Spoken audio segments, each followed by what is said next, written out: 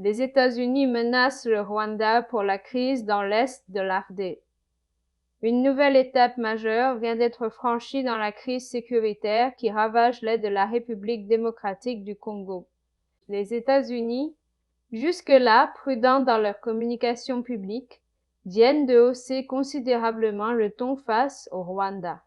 Dans une déclaration officielle à forte portée diplomatique et géopolitique, le secrétaire d'État américain Marco Rubio a accusé Kigali de violer des engagements formels pris à Washington, avertissant que les États-Unis sont désormais prêts à agir pour faire respecter ses promesses.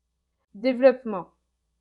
Une déclaration américaine d'une rare fermeté dans un message publié sur son compte officiel, le secrétaire d'État américain Marco Rubio a affirmé sans ambiguïté que les actions du Rwanda dans l'est de la République démocratique du Congo constituent une violation claire des accords de Washington signés sous la présidence de Donald Trump.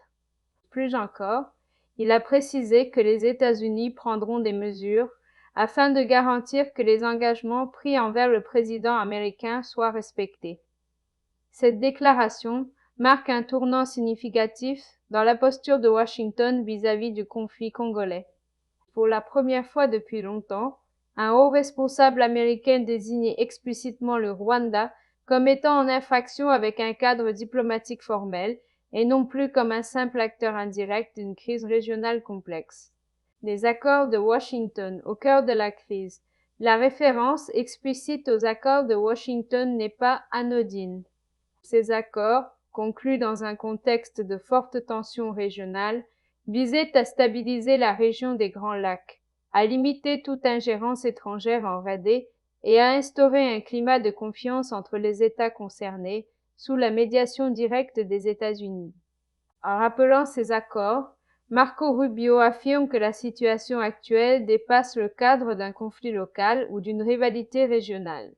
Elle devient une question de respect des engagements internationaux et surtout de crédibilité des accords négociés sous l'égide américaine.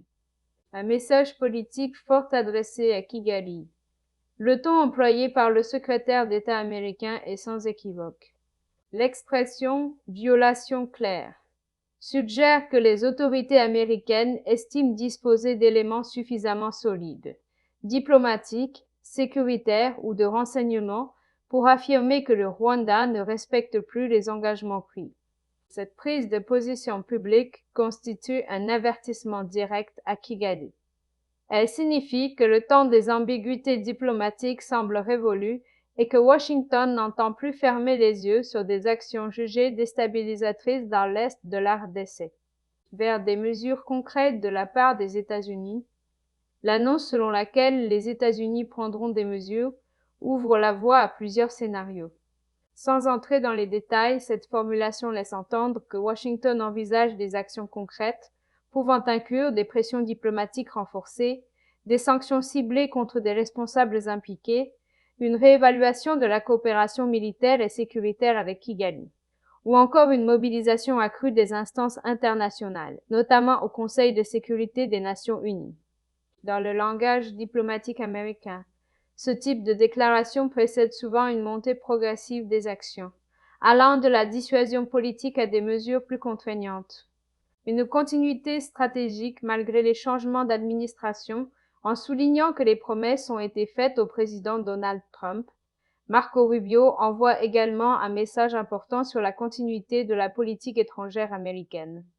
Les engagements pris avec les États-Unis ne sont pas liés à une administration particulière, mais à l'État américain lui-même. Cela signifie que Washington considère ces accords toujours valables et pleinement exécutoires, indépendamment des changements de leadership politique aux États-Unis. Un signal fort pour la RD et la région des Grands Lacs pour la République démocratique du Congo, cette déclaration pourrait être perçue comme un signal fort de soutien diplomatique. Depuis des années, Kinshasa dénonce l'ingérence étrangère et l'instabilité chronique alimentée par des acteurs extérieurs dans l'est du pays. Cette prise de position américaine pourrait ainsi renforcer la position de la RD sur la scène internationale et encourager une implication plus ferme de la communauté internationale dans la recherche d'une solution durable au conflit. Un contexte humanitaire et sécuritaire dramatique. La sortie de Marco Rubio intervient alors que la situation humanitaire dans l'est de la RADETS demeure catastrophique. Des millions de civils sont déplacés. Des violations graves des droits humains sont régulièrement signalées, et l'insécurité continue de miner toute perspective de développement et de stabilité. Dans ce contexte, l'intervention verbale des États-Unis dépasse le cadre diplomatique, elle touche à la responsabilité internationale face à une crise prolongée qui continue de coûter la vie à des milliers de civils. La déclaration du secrétaire d'État américain Marco Rubio marque indéniablement un tournant dans la gestion internationale de la crise à l'est de la RADE. En accusant directement le Rwanda de violer les accords de Washington et en promettant des actions concrètes, les États-Unis placent désormais cette crise au rang de priorité stratégique. Les prochains jours seront décisifs pour comprendre la nature exacte des mesures envisagées par Washington et leur impact sur l'équilibre régional. Une chose est certaine, la patience américaine semble atteindre ses limites et l'avenir des relations entre les États-Unis, le Rwanda et l'RD pourrait entrer dans une phase de profonde recomposition diplomatique.